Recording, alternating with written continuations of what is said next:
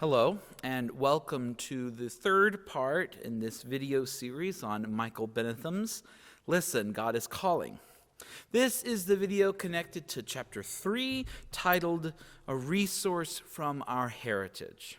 Now, I'll be getting back to this notion of heritage in just a moment, but first I want to share a funny story with you. My younger sister and I, we kind of have this little tradition that we do. It'll illustrate the point, I think, really well, but need a little background about my family. When we gather together, there's this sort of little tradition. Mom gathers the family together. She serves the last dishes, and then we all stand around the table and wait for everybody to get there. And then Dad, with his hawk eyes, kind of looks around the room, and he picks one of us to say the table blessing. When we were younger, your every average day, weekday, it was probably one of us kids. He'd kind of pick on us.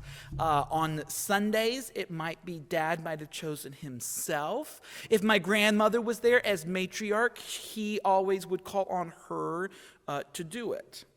But ever since I went to seminary, more often than not, I'm the one who gets chosen to do the blessing now. Now, maybe that doesn't surprise some of you. I mean, after all, I went to seminary. I'm the one who's a pastor. I kind of pray for a living. I'm a natural choice. But if you ask my dad who can pray, looking around the room, he wouldn't hesitate for a moment to acknowledge, well, of course, anyone can pray. Yet maybe even subconsciously, something in him tends to gravitate towards me as the son who became a pastor. It happened so much, this is the story, the funny part of this. My sister and I, we have a habit of making eye contact with each other just before Dad makes his pick. And in our juvenile mischief, we can't help but giggle at the predictability of my dad at this point. And I would say, we love our father, and we love to give him a hard time.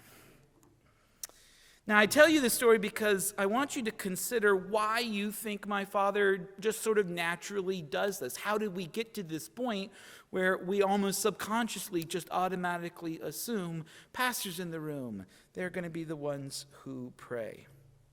Well, Bennethum spends a big portion of this chapter talking about how we got here and also, of course, how Luther responded to that context in the 16th century.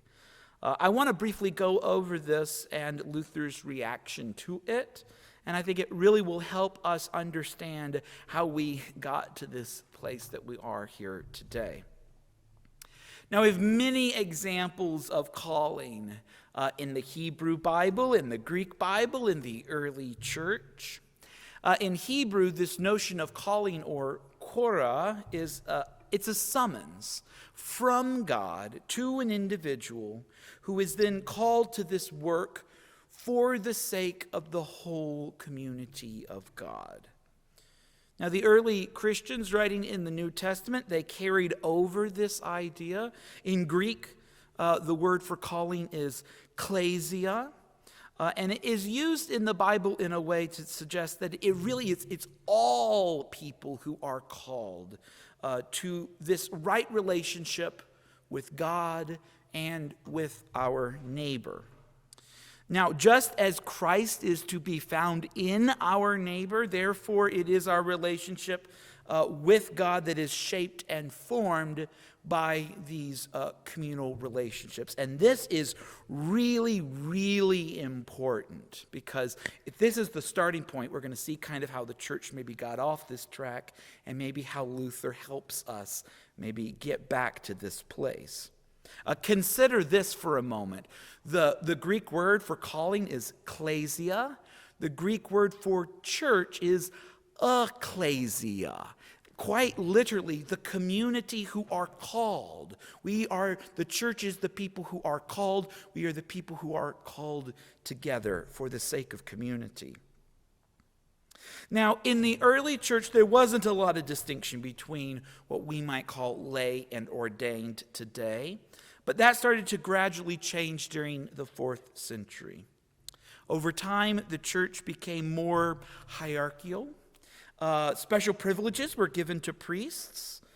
There was also an increase in monasticism, this ascetic life, where the concept was one forsook their secular life of menial labor to go to a place where one just prayed and contemplate.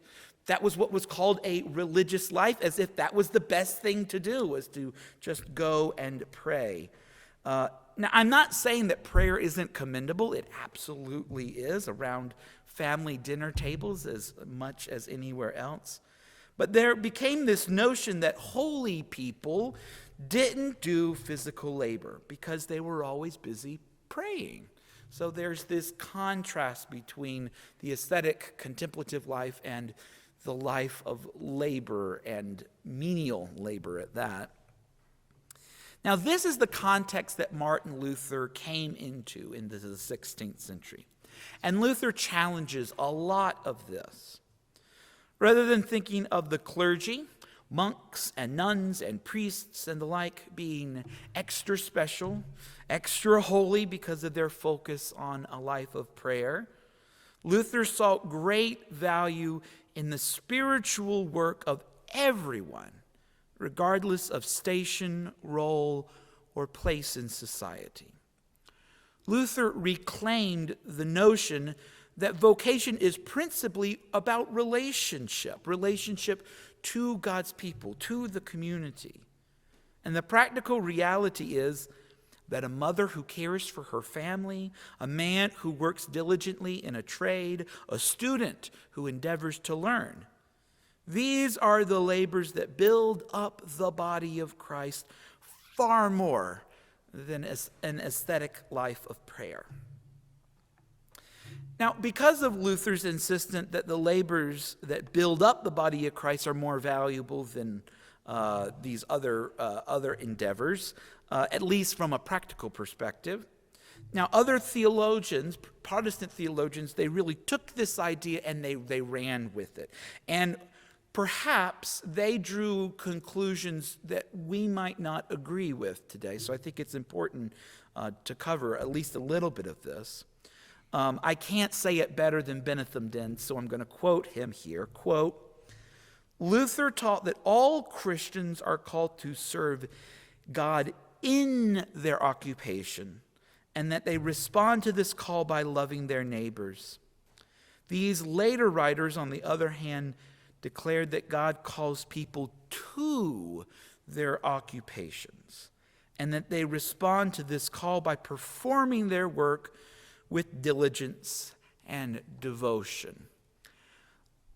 Luther is not the origin of the Protestant work ethic. That is Calvin. And I would argue Calvin maybe twists or changes things a little bit. Remember that Luther's focus is on relationship and the community, the loving God through loving neighbor through service.